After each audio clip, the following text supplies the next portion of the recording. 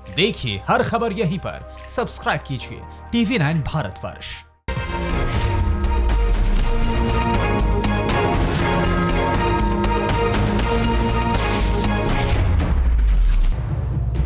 नेपाल को बरगलाया, ईरान को भड़काया, पाकिस्तान को पूरा गुलाम बनाया, नजर श्रीलंका, मालदीव, बांग्लादेश तक गड़ाई हुई है। ये चीन है, धोखेबाज है, चालबाज, ड्रामेबाज, जिसे हड़प नीति खत्म होने का उसका कभी नाम नहीं होता। नमस्कार, मैं हूं दिनेश गौतम। हमारी अड़ी में आप सबका स्वागत है। ड्रैगन का काला साया भारत के चारों तरफ छाता जा रहा है। उसकी बस एक ही मंशा है, भारत के दोस्तों की घेरेबंदी। पर जिनपिंग ने जो जाल बुना है, जो चक्रव्यूह रचा है, वो उसमें खुद फंसता जा रहा है। आज हम आपको बताएंगे कि कैसे नेपाल, पाकिस्तान और ईरान को भड़काने वाले चीन ने अपने लिए खुद गड्ढे खोद लिए हैं। ये भी समझाएंगे कि दक्षिण सागर में चीन की दादागिरी का द एंड होने वाला है। पर उससे पहले इस वक्त की बड़ी खबर आपको बता देता हूं। भारत चीन के बीच विवाद को लेकर बड़ी खबर है। ये दोनों देश के कोर कमांडर्स लेवल की बातचीत अभी चल रही है। ये LAC के पास चुशूल में बातचीत हो रही है। भारत चीन में बात डेप्सांग पैंगोंग त्सो से पीछे हटने पर भारत अड़ा हुआ है। चीनी सेना की वापसी भारत के लिए सबसे बड़ी प्राथमिकता है और ये भारत के लिए सबसे बड़ा मुद्दा है। आज जो बैठक हो रही है वो पैंगोंग को लेकर हो रही है और इस बात को लेकर हो रही है कि फिंगर 4 पर जहां उसने रिज में अपनी पोस्ट बना ली है, वहां से उसको नीचे उतरना होगा, पीछे जाना होगा।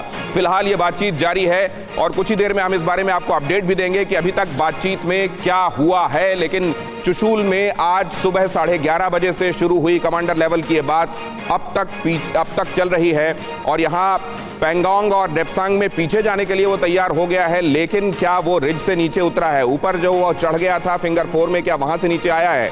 भारत चीन के बीच विवाद को लेकर ये बड़ी खबर है, जहां कोर कमांडर लेवल की बातचीत अब भी जारी है। और ये दूसरी अहम खबर मैं आपको बता देता हूं। चीन से तनातनी के बीच भारत का ये बड़ा फैसला है। ब्रह्मपुत्र नदी के नीचे टनल बनाने को भारत की मंजूरी मिल गई है। केंद्र ने 14 किलोमीटर टनल बनाने की मंजूरी दे दी है। ताइहू झील के नीचे चीनी टनल से ये लंबी टनल होगी जो असम के गोहपुर से नुमालीगढ़ तक बनाई जाएगी और इस तरीके से चीन का जो इंफ्रास्ट्रक्चर फोर्टिफिकेशन का चक्रव्यूह चल रहा है उसको मुंह तोड़ जवाब देने के लिए भारत ने ये कदम उठाया है।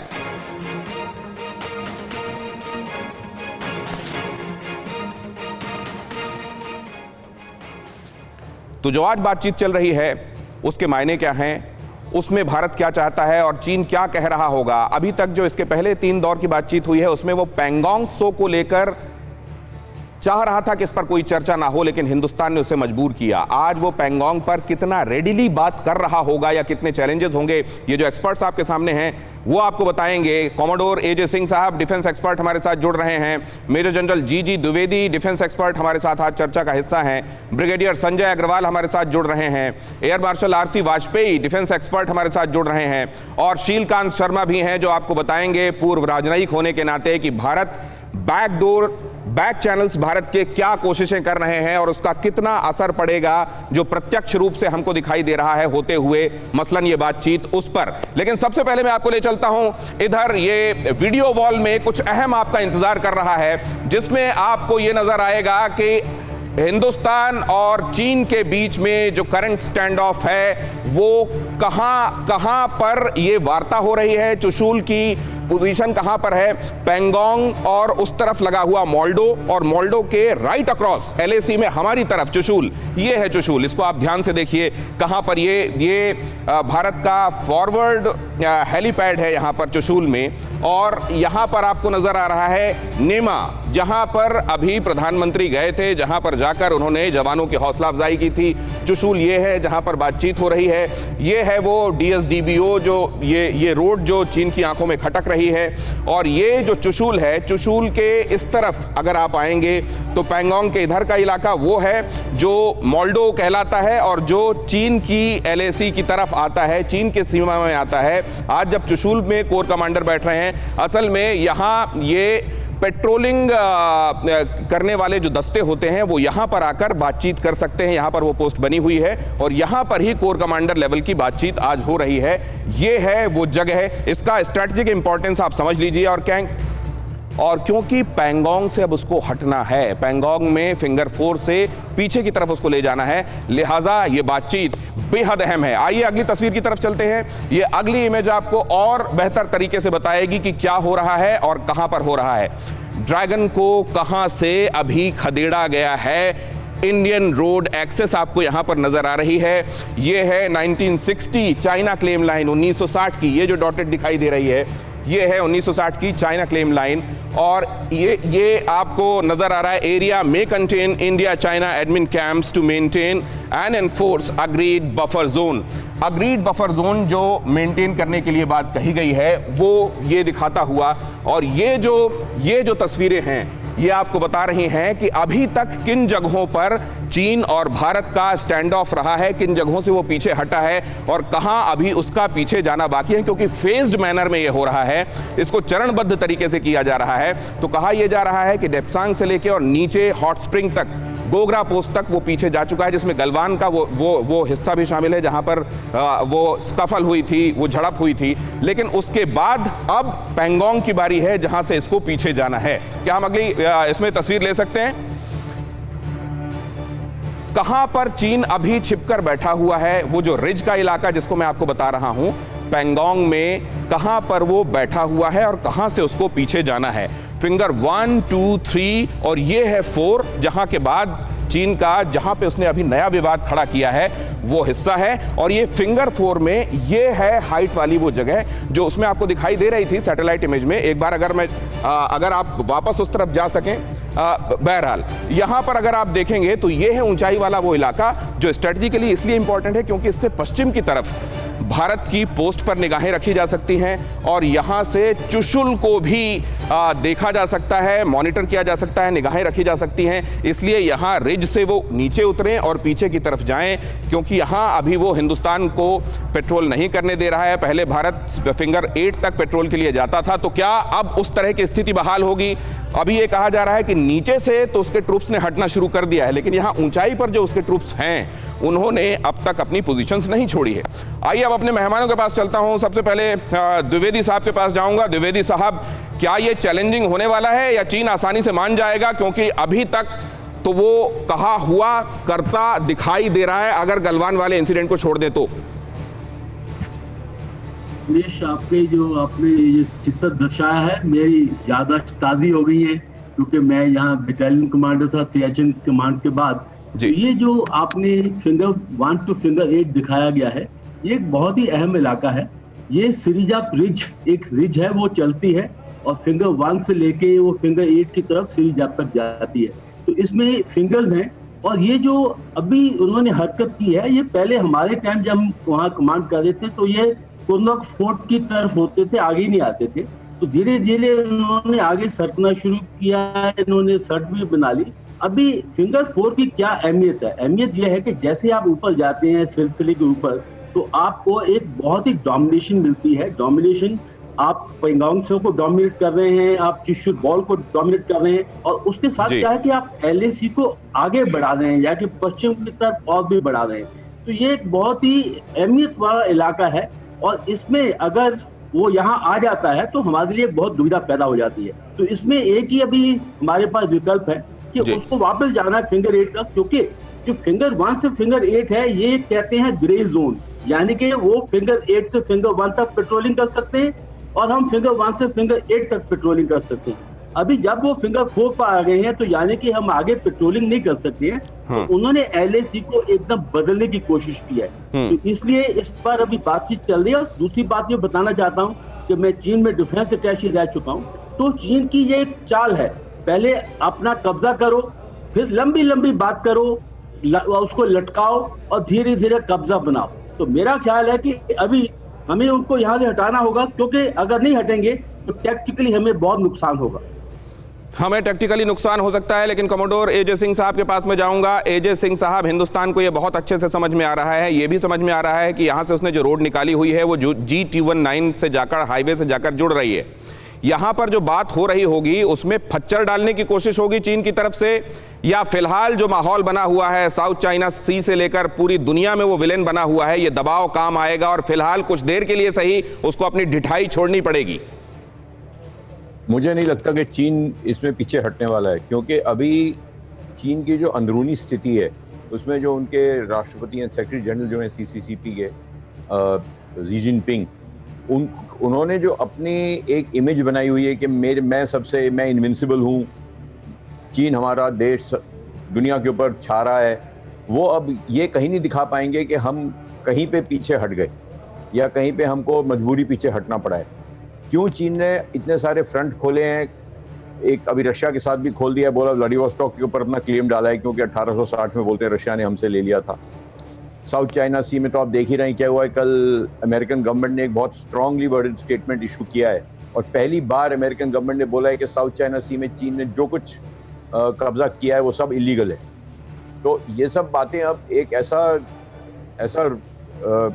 एनवायरनमेंट क्रिएट कर रही है जहाँ चीन चारों तरफ से दबता जा रहा है। तो पर मेरे को नहीं लगता कि चीन अभी पीछे हट सकता है।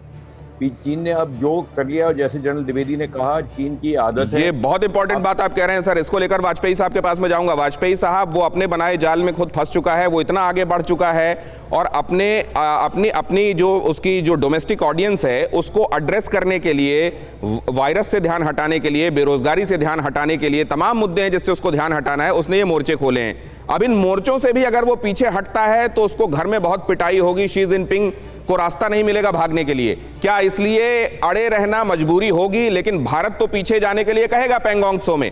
बातचीत के दौरान क्या क्या द्वंद्व चल रहा होगा वाजपेयी साहब? उसके लिए मजबूरी भले ही हो, मगर उसको पीछे हटना ही होगा, क्योंकि अब की बार हम उसकी चाल में नहीं फंसेंगे। बड़ा धोखेबाज है, हर बार वादा करता है, पीछे हटता है, फिर आगे आ जाता है। भले ही उसको एक मुंह की खानी पड़ रही है अब की बार, और जिस प्रकार से इसके फौजियों का जो मोराल देखने को मिला था, वो जब उनकी मारपीट हुई है और उनकी गर्दनें तोड़ी गई हैं, उसके बाद से उसके जो सैनिक हैं वो बहुत ही घबराए हुए हैं। तो एक तरफ से उन सैनिकों का दबाव, उनके परिवार वालों का दबाव, और दूसरे जो कोरोना से प्रभावित लोग हैं चाइना के अंदर, वो तो है ही हैं। तो उसको अपनी मुंह बताने के लिए कि किसी तरह से हम यहाँ अड़े रहें और काइंड ऑफ एक तरह का ऐसा विड्रॉल करें कि जिससे हमारी शाख भी बनी रहे और हम हट भी जाएं। और मैं ये भी देख रहा हूं यहाँ वाजपेयी साहब की जो बातचीत होती है, हर दौर की बात जो मैंने देखी है, 6 तारीख की जून में, 22 तारीख की, 30 तारीख की, या अब जुलाई में, आज की तारीख 14, इसमें जो बातचीत होती है इतनी लंबी होती है, ये क्या जानबूझकर इसको टायरसम बनाने की कोशिश की जाती है संजय अग्रवाल साहब, ताकि हम जो कह रहे हैं, चीन की तरफ से ये मंशा होती होगी क्या कि हम जो कह रहे हैं और बार बार दोहरा रहे हैं उसको पूरे तौर पर या उसका कुछ हिस्सा मान लिया जाए? जानबूझकर थकाने के लिए ये लंबी बातें होती हैं, इसमें चीजें, इसकी टेक्निकलिटी इतनी इन्वॉल्व होती है कि इसमें वक्त लगता है सर। देखिए, ये थकाने के लिए वार्ताएं लंबी नहीं की जाती हैं। एक सत्य तो ये है कि वो चीनी भाषा और मैंडरिन में बोलते हैं, हम अंग्रेज़ी में बोलते हैं, तो दोनों तरफ की बातों को अनुवाद करना पड़ता है, ट्रांसलेट करना पड़ता है, इंटरप्रेट करना पड़ता है, नंबर 1 बात। और जहां आप किसी बात को इंटरप्रेट करते हैं, अनुवाद करते हैं, तो बात का कुछ तत्व खो जाने का अंदेशा रहता है। इसी वजह से बात को दोहराना पड़ता है। मैं खुद ऐसी अंतर्राष्ट्रीय वार्ताओं में गया हूं, तो ये लेकिन सर क्या उनके कमांडर लेवल के ऑफिसर को मतलब हमारे दूसरा कारण इसका ये है, मैं आपसे ये जानना चाह रहा हूं कि क्या lieutenant general, major general rank के ऑफिसर को भी उनके यहाँ अंग्रेजी नहीं आती सर? आती हो या ना आती हो, जब मैं मिलिट्री एडवाइज़र था विदेश में, मैंने ये देखा उनके राजदूत को अंग्रेज़ी ज़रूर आती थी, लेकिन वो हमेशा चीनी भाषा में औपचारिक रूप से बात करते थे और उनकी भाषा को अनुवाद तो ये भी हो सकता है उनकी रणनीति का एक हिस्सा हो कि अपनी तरफ से मैंडरिन में बात की जाए और उसमें कहीं पर जनरेशन लॉस या कम्युनिकेशन गैप की भी कोई गुंजाइश रखी जाए, ताकि बाद में कहा जा सके हमने कहा था, मतलब ये निकाला गया। क्या ऐसा भी हो सकता है? मैं इस पर भी बात करूंगा, लेकिन उससे पहले अहम खबर आपको बता दूं केपी ओली के बयान पर नेपाल सरकार की सफाई आई है। किसी की भावना को ठेस पहुंचाने का इरादा हमारा नहीं था, नेपाल ने कहा है। प्रधानमंत्री ओली के बयान पर नेपाल विदेश मंत्रालय को सफाई देनी पड़ी है। अयोध्या और श्री राम और शोध की जरूरत पर जोर दिया गया है नेपाल की तरफ से। पता नहीं किस तरह की शोध की बात की जा रही है, क्या बेनिफिट ऑफ डाउट की कोई बात की जा रही है, लेकिन नेपाल के पीएम ने श्री राम को लेकर जो बयान दिया था और ये कहा था कि अयोध्या तो वहां पर नेपाल में एक जगह है और ये भारत की जगह नहीं थी, उसको लेकर अब उसको खासा एम्बैरेसमेंट हो रहा है। और यही वजह है कि अपने ही प्रधानमंत्री की कही हुई बात को अब उसी के विदेश मंत्रालय की तरफ से सामने आकर नेगेट करना पड़ रहा है।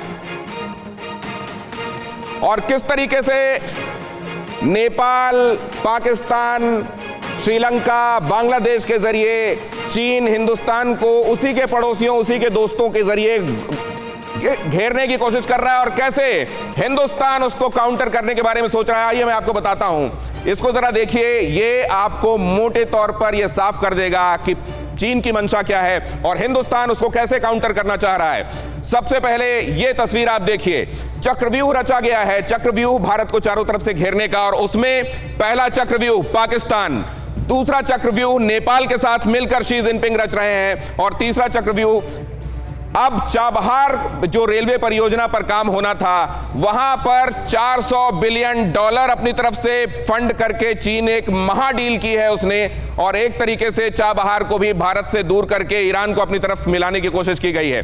और अब एक के बाद एक आपको मैं दिखाता हूं कि कहां पर क्या जियोपॉलिटिकल इंपॉर्टेंस है, किस जगह पर कैसे व्यूह रचना कर रहा है चीन हिंदुस्तान के खिलाफ।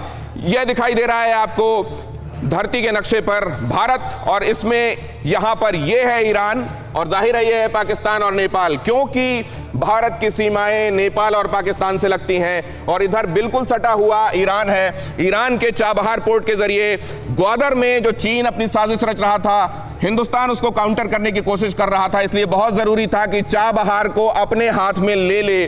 और भारत के सामने दुविधा यह थी कि ईरान के साथ अमेरिका का तनाव बढ़ता जा रहा था, ईरान पर सैंक्शंस लग चुके थे। ऐसे में 2016 में जो करार हिंदुस्तान ने किया था ईरान के साथ चाबहार रेलवे लाइन को लेकर, उसको वो तय वक्त पर जाहिर है उसको पूरा करने में समस्याएं आ रही थी, और इसी का फायदा ईरान ने उठाया और ये कहा कि वक्त रहते हमको ये पूरा होते हुए दिखाई नहीं दे रहा है, लिहाजा हमको ये चीन को देना पड़ेगा। और ये हिंदुस्तान के लिए एक स्ट्रैटेजिक झटके के तौर पर देखा जा रहा है। गड्ढा खोदा है चीन ने, लेकिन चीन खुद गिरेगा, अभी थोड़ा वक्त और गुजरने दीजिए। हिंद महासागर में भारत के लिए खतरा बढ़ाने की कोशिश कर रहा है वो, पाकिस्तान की नेवी की मदद कर रहा है चीन, और चीन पाकिस्तान को अकेले संभाल सकता है हिंदुस्तान, उसके पास भी ऐसी स्ट्रैटेजीज हैं। क्या है मैं आपको बताऊंगा। पाकिस्तान में 2025 तक पाकिस्तान को घातक हथियार देने की कोशिश की जा रही है चीन की तरफ से। भारत को जाहिर है इस बारे में बहुत चौकन्ना रहना होगा। अब आइए पाकिस्तान के बाद, पाकिस्तान आपने देख लिया, वहां कुल मिलाकर ग्वादर पोर्ट को अपने कब्जे में लेकर सीपेक जो है चीन पाकिस्तान इकोनॉमिक कॉरिडोर उसको बनाने की वो कोशिश कर रहा है, और वन बेल्ट वन रोड परियोजना के तहत इसको भी लाने की कोशिश कर रहा है। और इसीलिए लद्दाख में वो टेंशन बना रहा है कि ताकि काराकोरम के ऊपर से सीधे एक रास्ता निकालते हुए वो ग्वादर में पहुंचा दे और इस तरीके से उसके माल के आने जाने के लिए रास्ता साफ हो सके। तो ये था किस तरीके से पाकिस्तान को उसने अपने कब्जे में लिया है। अब दूसरा देखिए, नेपाल में चीन ने क्या किया है। चीन को फायदा देकर केपी ओली की झोली भर रहे हैं। जो स्विस अकाउंट है केपी ओली का, बताया जा रहा है कि चीन ने उसमें करीब करीब 45 करोड़ रुपए, और क्योंकि वहां पर आप जानते हैं नेपाल में गरीबी के हिसाब से स्थितियां कैसी हैं, तो 45 करोड़ रुपए में उसने केपी ओली को खरीद लिया है। इसीलिए केपी ओली बता रहे हैं कि अयोध्या हिंदुस्तान में नहीं है, नेपाल में है। और भारत के 3 इलाकों पर नेपाल का दावा, जो कि आप जानते हैं, लिपुलेख, लिम्पियाधुरा, काला पानी, जिसकी वजह से जो कैलाश पर्वत तक की जो तीर्थ यात्रा है वो भी प्रभावित हुई। हाल में ये बड़ा टेंशन हुआ, और ये सब कुछ नेपाल चीन की कठपुतली बनकर कर रहा है। चीन के इशारे पर नेपाल ने नक्शा तक बदला है। भारत से लगे 6 नए बॉर्डर पर पोस्ट को बनाने की मंजूरी दी गई है, और नेपाल को उकसाकर चीन एक और फ्रंट खोल रहा है हिंदुस्तान के लिए। अब आइए तीसरे चक्रव्यूह की तरफ चलते हैं। तीसरा चक्रव्यूह है ईरान के जरिए। ये कदरन नया चक्रव्यूह है, और इसके बारे में अभी तक भारत इसको प्रीएम्प्ट करने की कोशिश कर रहा था, लेकिन फिलहाल एक पत्ता चीन ने अपनी तरफ से चल दिया है जिसकी काट भारत को सोचनी होगी। ये देखिए ईरान का जो इंपॉर्टेंस है, मैं एक बात, ये अगर नक्शा अगर आप फिर से आएगा तो मैं आपको बताऊंगा। असल में क्या है, ग्वादर और चाबहार के बीच की दूरी सिर्फ 75 किलोमीटर की है। इसलिए ग्वादर में पाकिस्तान में चीन जो कर रहा था उसको घेरने के लिए बहुत जरूरी था कि चाबहार में भारत अपनी बढ़त बना ले। और इसी हिसाब से प्रधानमंत्री नरेंद्र मोदी ने 2016 में दौरा किया था और वो डील भारत के नाम हुई थी, जिसमें वहां पर जो रेल लाइन बननी थी चाबहार में, उसका काम हिंदुस्तान को मिला था। लेकिन अब ईरान ने एक झटका देते हुए हिंदुस्तान को वो काम दे दिया है चीन को। क्या वो ऐसा कर सकता है? पहले कितना काम ऑलरेडी भारत वहां कर चुका है, कितने पैसे खर्च हुए हैं, ये एक दीगर मसला है। ईरान चीन में 400 अरब डॉलर की नई डील हुई है। चीन से डील के बाद ईरान का भारत को यह झटका है और चाबहार पोर्ट से भारत को बाहर किया गया है। इसकी काट हिंदुस्तान को सोचनी होगी। और चाबहार पोर्ट से जहेदान तक बननी थी रेल परियोजना। जहेदान असल में अफगानिस्तान से लगता हुआ ईरान का हिस्सा है, वहां तक ये पूरी रेलवे लाइन जानी थी और इससे निश्चित रूप से भारत को बहुत फायदा होता और इसको एक स्ट्रैटेजिक सेटबैक के तौर पर देखा जा रहा है। डील के मुताबिक चीन को सस्ते दर पर तेल देना था।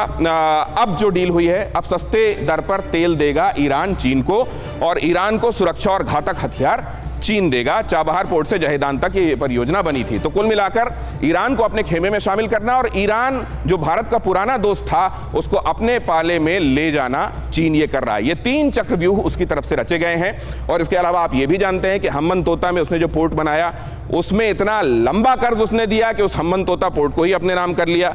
इसके अलावा वो अफ्रीका में भी, वहां सूडान में भी फैला हुआ है, केन्या में भी फैला हुआ है, जिबूती में भी उसने अपना बेस बनाया हुआ है और इस तरीके से हिंदुस्तान को घेरने की योजना है। इसकी काट भारत क्या कर रहा है? यह बताया जा रहा है कि इंडोनेशिया में जो सबांग आइलैंड है इंडोनेशिया का, उसको हिंदुस्तान ने डेवलप करने की सोची है। ये काट होगा ये स्ट्रिंग ऑफ पर्ल्स का। इसी तरीके से सेशल्स में जो प्रिजम्पशन आइलैंड है उसको लेकर भी यही कहा जा रहा है कि हिंदुस्तान उसको डेवलप करेगा और इसी तरीके से चीन को उसी की भाषा में जवाब देगा। लेकिन ये कितना कारगर होगा? सबसे पहले जीजी द्विवेदी साहब, हिंदुस्तान क्या जो ये चाइना की रणनीति है उसका ठीक और एप्ट काउंटर कर पा रहा है क्या सर? इससे पहले आपने एक बहुत अहम मुद्दा उठाया था कि ये जो बातचीत क्यों लंबी चलती है, ये चीन की एक स्ट्रेटजी है, जितनी लंबी हो बातचीत करना, दूसरे को तकाना, एक और एग्रीमेंट करना। ये बहुत अच्छा मुद्दा उठाया है और दर्शकों को जानकारी होनी चाहिए कि ये चीन की चाल है। अभी दूसरा, हमें चीन को कैसे काटना है? देखो, चीन के साथ जो काटना है उसके लिए एक लंबी पॉलिसी है। मैं ये सोचता हूँ कि एक हमें अपना कार्ड खेल सकते हैं, एशिया अफ्रीका इकोनॉमिक कॉरिडोर। अगर हम एशिया से अफ्रीका इकोनॉमिक कॉरिडोर बनाते हैं जिसमें जापान, आसियान कंट्रीज, अमेरिका शामिल हो जाते हैं, तो हम ये चीन को काफी हद तक काट सकते हैं। दूसरा, जो चीन ने ईरान में जो खेल खेला है, ये एक हमारे लिए छोटा सा सेटबैक है, पर इसको हम ठीक चाबहार हमारे लिए सेटबैक है क्या? हम इसको समझ नहीं पाए क्या? सैंक्शंस की वजह से ऐसा हुआ? क्यों ऐसा हुआ? एजे सिंह साहब, क्यों हम इसको वक्त पर, क्या हमको यह देखना आवश्यक था कि अमेरिका ईरान को लेकर क्या सोच रख रहा है, उस हिसाब से हमको इसको आगे बढ़ाना था। और फिलहाल हमको यह मंजूर है कि चाबहार जाए, लेकिन अमेरिका हमारे साथ एक विश्वसनीय साथी के तौर पर रहे, क्या इसलिए ऐसा हो रहा है सर? देखिए, जो हमारी जो ये स्ट्रेटजी है इंडियन ओशन में, जो स्ट्रिंग ऑफ पर्ल्स को काउंटर करने की, आपने स्ट्रिंग ऑफ पर्ल्स बड़ी अच्छी तरह समझाया पूरा। धन्यवाद सर। चाबहार को हम 20 साल से बात कर रहे हैं कि चाबहार डेवलप होएगा, चाबहार डेवलप हो रहा है, कुछ नहीं किया हमने अभी तक। तो कब तक ये हमारी फॉरेन पॉलिसी कुछ कहती है पर हमारा जो उसका इम्प्लीमेंटेशन है वो कुछ और होता है। आपने जो बोला सेशल्स में हम ये करेंगे, इंडोनेशिया, सब करेंगे, अभी तक किया नहीं है। कब तक करेंगे, कैसे करेंगे, ये किसी को नहीं मालूम है आज तक। तो ये कोई तरीका नहीं। आप देखिए बांग्लादेश में चीन क्यों बांग्लादेश को पनडुब्बी दे रहा है, भारत क्यों नहीं बांग्लादेश को पनडुब्बी दे रहा है? क्योंकि 20 साल से हम पनडुब्बी नहीं बना पा रहे हैं।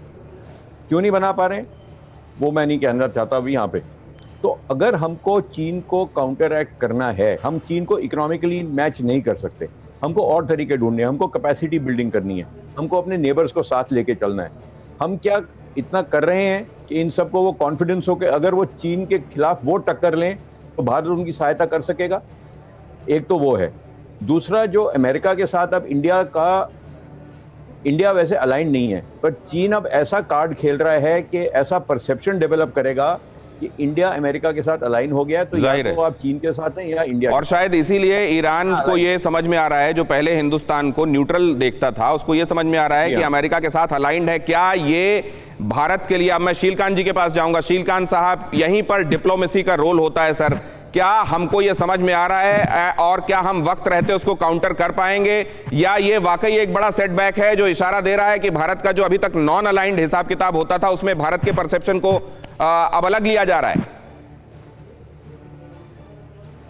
पहली बात तो ये समझना चाहिए कि ईरान का जहां तक सवाल है, ये ग्रेट गेम का हिस्सा है। ये ईरान को लेके अमेरिका और चीन के बीच में जो तनातनी है वो भी मैनिफेस्ट हो रही है।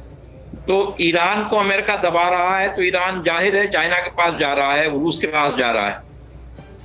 जहां तक भारत का सवाल है, भारत ईरान के साथ जितने अच्छे संबंध बना सकता बना रहा है, पर चीन का जो खेल है $400 बिलियन खर्च करके बनाना, ये तो अमेरिका के साथ उसका जो उसकी स्पर्धा जो है वो उसका हिस्सा है ये। तो अब सवाल ये है कि ईरान चूंकि आइसोलेट हो गया है, उसके खिलाफ पिछले मतलब जो अभी आजकल जो अमेरिकन एडमिनिस्ट्रेशन है उसने ईरान को हर तरह से ताक पे रखा है, तो वो चाइना की तरफ झुक रहा है। ये एक बड़ा फैक्टर है। भारत इस पूरे फैक्टर में एक मॉडिफाई करने की कोशिश करता है। भारत संजय अग्रवाल साहब के पास एक क्विक कमेंट इसको लेकर जाऊंगा। ये आइसोलेशन तो ठीक है सर, लेकिन वो पुराना दोस्त क्या अब हम उसको जाने देना अफोर्ड कर सकते हैं मौजूदा हालात में? संजय अग्रवाल साहब। भारत अफोर्ड कर सकता नहीं है, ये तो स्पष्ट है, लेकिन मूल सवाल ये है कि अपने संबंधों को, अपने गठबंधियों को अपने साथ रखने के लिए अंतर्राष्ट्रीय स्तर पे एंटी चाइना अलायंस क्या कर रहा है। चाइना बिल्कुल पूरे पैसे खर्च करके अपने साथ चंद देशों को रखना चाहेगा, छोटे देश जिनके यहाँ उनके। तो क्या आप ये कह रहे हैं संजय अग्रवाल साहब कि इस समय जो लाइन ऑफ डिमार्केशन है वो चाइना ने खींच दी है क्या? चाइना अभी जो विश्व बटा हुआ है वो चाइना के साथ और चाइना के खिलाफ, बाकी सारे मुद्दे एक तरफ गए, चाइना के साथ और चाइना के खिलाफ, क्या ये एक लाइन ऑफ डिमार्केशन है? सर मैं आपसे समझूंगा, लेकिन उससे पहले ये एक अहम खबर बता दूं। चीन की बेचैनी के लिए यह खबर बहुत बड़ी है। भूटान के यति इलाके तक सड़क बनाएगा भारत। चीन ने यति इलाके तक हाल ही में अपना दावा किया था। सड़क बनने से गुवाहाटी अरुणाचल की दूरी कम होगी और सड़क बनने से भारत को रणनीतिक फायदा होगा। वाजपेयी साहब, क्या हिंदुस्तान काउंटर कर रहा है, लेकिन वैसे उस तेजी के साथ और उतना पहले चीजें नहीं कर पा रहा, समझ पा रहा क्या जिस तेजी की जरूरत है? भारत समझ रहा है और उसकी यही जो निश्चयात्मक निर्णयात्मक जो बातें हुई हैं, हमारा चाहे वो लद्दाख में हमारे सामने जो इस तरह की पैदा हुई सिचुएशन, उस पर जिस प्रकार से हमने उनको जवाब दिया, इसके अलावा जो हम निर्णय ले रहे हैं जहां उसका दखल होता था, उससे एक संदेश गया है कि हम अब उसकी इस तरह की हरकतें बर्दाश्त नहीं करेंगे और उसको निश्चय ही काउंटर करेंगे। उसका ही बार बार कह देना कि आप यहाँ सड़क बहुत संक्षेप में, अब इसी में आगे जवाब ले लेता हूं मैं। संजय जी, आपने जहां छोड़ा था बहुत संक्षेप में बताइएगा, क्या लाइन ऑफ डिमार्केशन चाइना है, प्रो या अगेंस्ट? सवाल दोबारा करें कृपया। क्या अब ये जो विश्व बटा है सर, ये क्या चाइना पर बटा है? या तो देश चाइना के साथ हैं या इसके अलग, अब कोई और मुद्दा नहीं रह गया सर? देखिए, पूरी दुनिया में अब ये निर्णय करना आवश्यक है, क्योंकि चाइना एक ऐसा आक्रामक विस्तारवाद देश बन गया है जी जिनपिंग के नीचे। मैं सर होना है पे बात नहीं करना चाह रहा था, क्या ये हो चुका है? अब अगर कोविड के बाद भी अगर ऐसा नहीं हुआ है तो कब होगा, मैं ये भी समझूंगा। लेकिन उससे पहले ये बड़ी खबर आपको बता देता हूं सर, अमेरिकी खुफिया एजेंसी का बहुत बड़ा खुलासा। चीन अपनी गलती छिपाने की कोशिश कर रहा है, मारे गए सैनिकों का अंतिम संस्कार तक नहीं होने दे रहा। गलवान में 40 से ज्यादा चीनी सैनिक मारे गए थे और चीनी सरकार सैनिक परिवार पर दबाव बना रहा है। वो ये कह रहा है कि इसको डिस्क्लोज मत करो। इसको किस तरीके से लिया जाएगा सिंह साहब? देखिए, चीन चाइना के अंदर है ये हाँ, यही मैं कह रहा था, जो उनकी अंदरूनी टेंशन अब होगी वो यही है क्योंकि अब दुनिया ऐसी जगह पे आ गई कि वो वाली जो पॉलिसीज थी कि आप अपनी पॉलिटिशियन को दबा के रखते हैं, आप उनको कुछ कहने नहीं देते हैं, धीरे धीरे ये ज़्यादा दिन चलेगा नहीं, क्योंकि अब सारी जिस भी कंट्री में आप देखिए वो पॉपुलेशन को इंटरनेशनल एक्सपोजर हुआ है। चीन के लाखों स्टूडेंट्स वेस्ट में जाते हैं पढ़ने के लिए हर साल, लाखों। सर, ये कमाल का एनालिसिस है आपका कि दुनिया जब अब ट्रांसपेरेंट होने की तरफ बढ़ रही है, अब जब ग्लोबली कनेक्ट हो रही है, इंटरनेट और दूसरे जरियों से आपस में जुड़ी हुई है, तब अगर अपने यहाँ पे एक दीवार बनाने की कोशिश कर रहे हैं, खुद को गोपनीय खुफिया बनाने की कोशिश कर रहे हैं, तो ये चल नहीं सकता। और इसीलिए आपका विस्तारवाद अब चल नहीं पाएगा, क्योंकि ये मॉडर्न ट्रेंड और अब जो हवा है पूरे विश्व में उसके हिसाब से नहीं है। सर, आगे मैं आपको ले चलता हूं इधर साउथ चाइना सी में, जहां वो दादागिरी कर रहा है, वहां उसकी दादागिरी की कॉलर पकड़ ली है अमेरिका ने। और अमेरिका ने यह कहा है कि अब यहां पर तुम्हारी जो नकली दादागिरी थी उसको समेटो और चलो। कौन सा वो इलाका है जहां पर चाइना अपना हक बताता रहा है? एक बार फिर से देखिए, इस लाल लाइन को देख लीजिए, यही है वो खतरे की लाइन जिससे इस जगह पर आसपास के सभी देश खतरा तो महसूस कर ही रहे हैं। अमेरिका भी खतरा महसूस कर रहा है, हिंदुस्तान भी खतरा महसूस कर रहा है। यह है उसकी 9 डैश लाइन जिससे उसने इस समुद्र को घेरा हुआ है। और अगर इसको आप देखेंगे, ये जो येलो लाइन दिखाई दे रही है, ये वियतनाम जहां पर दावा करता है कि ये समुद्र मेरा है, ये वो लाइन आपको नजर आ रही है। और अगर आप इसको ध्यान से देखें तो दूसरी तरफ यहां फिलीपींस जहां पर दावा करता है अपना समुद्र क्षेत्र होने का, ये फिलीपींस की लाइन आपको दिखाई दे रही है। इस तरीके से चीन ने अपनी मर्जी से, अपनी कल्पना से, अपना उसका जो फिगमेंट ऑफ इमेजिनेशन है उसका इस्तेमाल करते हुए ये लाल घेरा खींच दिया, कहता है ये तो मेरा है। जबकि जो इंटरनेशनल कन्वेंशन है यूएन का 1982 का इंटरनेशनल मैरीटाइम लॉ को लेकर, वो ये कहता है, उसी के आधार पर एक ट्रिब्यूनल बना था फिलीपींस की शिकायत पर, और तब ये कहा गया कि चीन जो कर रहा है वो गलत कर रहा है, इस तरह का कोई दावा इस समुद्र में उसका नहीं हो सकता, ये फ्री एरिया है। अब उसको अमेरिका पटक के मारेगा। कैसे, वो मैं आपको बताता हूं। यहां अगर आप देखें तो यहां उसने अपना ये नकली उसने आइलैंड बना लिए हैं, कृत्रिम आइलैंड बना लिए हैं। स्पार्टले पैरासेल पर उसकी निगाहें हैं। क्यों? क्योंकि ये नेचुरल रिसोर्सेज से बहुत रिच हैं। यहाँ जो ऑयल है, नेचुरल गैस है, वो बहुत ज़्यादा है। और साथ में वुडी आइलैंड पर यहाँ पर वो अपना बेस बना रहा है। और अब इस बात को अमेरिका ने और बाकी यहाँ के आसपास के जो देश हैं उन्होंने बहुत अच्छे से भांप लिया है। और इसीलिए अमेरिका अब कहाँ पहुँचा है? अमेरिका अपने बड़े 2 एयरक्राफ्ट फाइटर जेट कैरियर लेकर यहाँ पहुँचा है, निमित्ज और रोनाल्ड रीगन, जो कि कहां पर प्रैक्टिस कर रहे हैं वो भी मैं आपको बता दूं। असल में फिलीपींस का जो सबसे ऊपर का द्वीप है, यहां पर तो आपको दिखाई नहीं दे रहा है, लेकिन अगर आप कल्पना करें कि यहां पर ताइवान है, ये आपको ताइवान दिखाई दे रहा है, तो नीचे की तरफ यहां पर जहां पर फिलीपींस होगा उसका सबसे ऊपर का जो आइलैंड है लुवान आइलैंड, वहां पर और ताइवान के बीच में जो ये समंदर है जहां पर चीन पहुंचकर अपनी दादागिरी दिखाता रहा है, वहां अब अमेरिकी फाइटर जेट्स होवर कर रहे हैं और इससे चीन थरथरा रहा है। ये देखिए, ये जो सैटेलाइट इमेज से ली हुई तस्वीरें हैं, ये आपको दिखा रही हैं यहां पर कि कहां तक पहुंचा है अमेरिका और अमेरिका के फाइटर जेट्स कहां पर उड़ान भर रहे हैं। ये है इधर ग्वांगडोंग आपको दिखाई दे रहा है, ये चाइना का हिस्सा है, यहां पर आपको ताइवान दिखाई दे रहा है। और ये है अमेरिकी फाइटर प्लेन जो इस पूरी समुद्री इलाके में वो अपनी उड़ान भर रहे हैं। ये यहाँ जहाँ पर आपको ये दिखाई दे रहा है, असल में जब किसी एक एयरक्राफ्ट को इंटरसेप्ट किया जाता है राडार के जरिए, तो फिर ये भी देखा जाता है कि उसका टाइप क्या है, वो कौन सा फाइटर जेट है जो यहाँ पर उड़ान भर रहा है। और यहाँ पर आपको उसका नाम दिखाई दे रहा है। ये अलग अलग तरह के बहुत घातक एयरक्राफ्ट्स हैं, फाइटर जेट्स हैं, जैसे यूएस प्लेन RC-135W। और ये वहां अब मंडरा रहे हैं जहां चीन अपनी कॉलर खड़ी करके घूमा करता था। ये कितना बड़ा सेटबैक होगा जी द्विवेदी साहब, और क्या ये बताने के लिए काफी नहीं है कि शी जिनपिंग जो दादागिरी दुनिया भर में करते हुए घूम रहे हैं वो कितनी खोखली है? देखो दिनेश, ये चीन जो है ये 1974 से लेके ये साउथ चाइना सी को निगलता है और तकरीबन 80% निगल चुका है। अभी अमेरिका आए हैं, थोड़ा लेट आए हैं, पर अमेरिका ने शी जिनपिंग को बहुत झटका दिया है।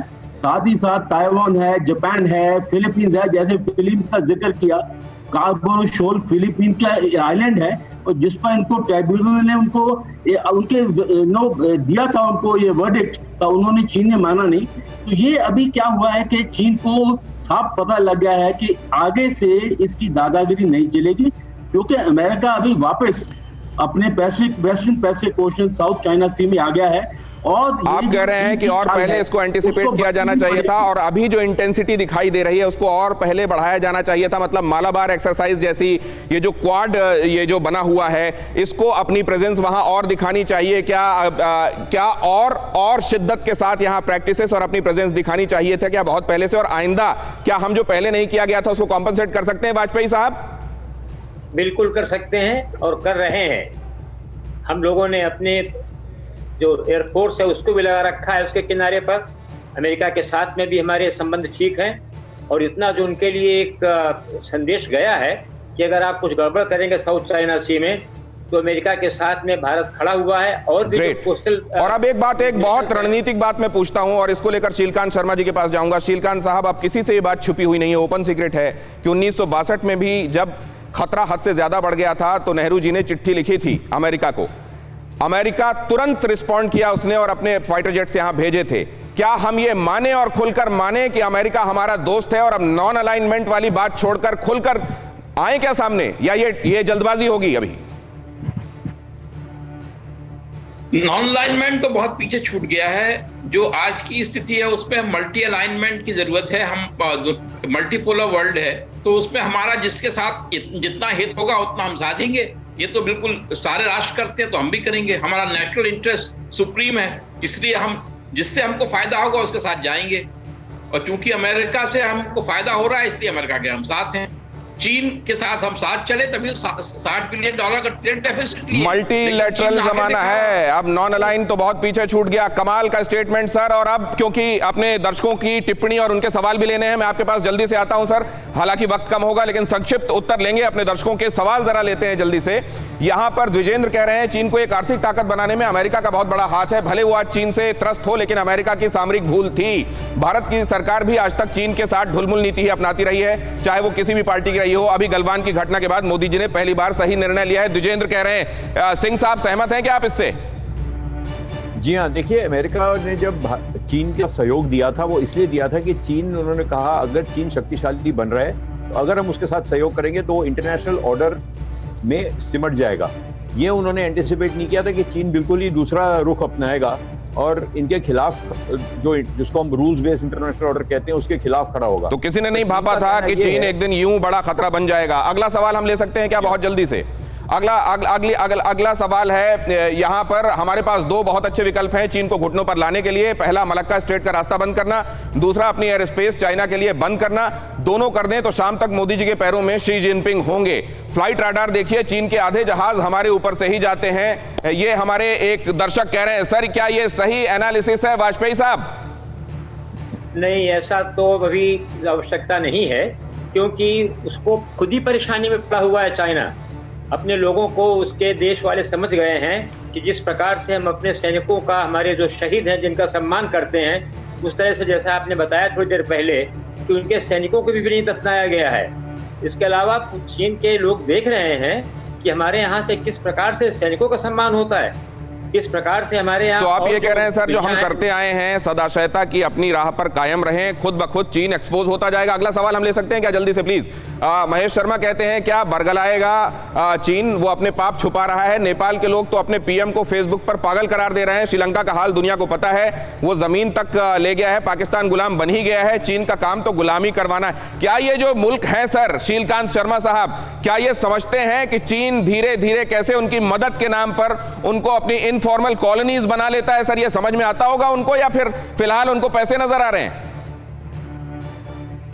फिलहाल तो उनको पैसे नजर आ रहे हैं, ऐसा लगता है। पर वो धीरे धीरे ये बात उजागर होगी। और जैसे श्रीलंका था तो वहां अपोजिशन पार्टी जब आई थी तो उन्होंने हम कॉन्ट्रैक्ट कैंसिल किया था, फिर चीन ने फिर दबाव डाला तो बदल गया।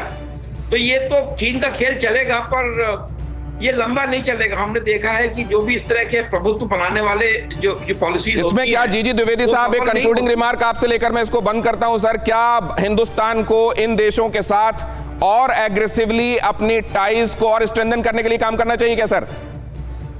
बिल्कुल दिनेश, हमें प्रोएक्टिव होना पड़ेगा, क्योंकि हमारी जो पॉलिसी रही है रिएक्टिव रही है। हमें प्रोएक्टिव होना पड़ेगा और चीन को कांटे की टक्कर देनी पड़ेगी, क्योंकि चीन ऐसा देश है जब तक इसके विरुद्ध ताकत ना इस्तेमाल की जाए ये कभी सुधरेगा नहीं। तो चीन केवल ताकत का सम्मान करता है, चीन केवल ताकत के सामने झुकना जानता है। अगर वो 21 है तो आपको 22 होना पड़ेगा, और यही एक तरीका है चीन को सबक सिखाने का। और सदाशयता की हम बात करते हैं, वो अच्छी बात है, लेकिन सठ के साथ सदाशयता नहीं हो सकती।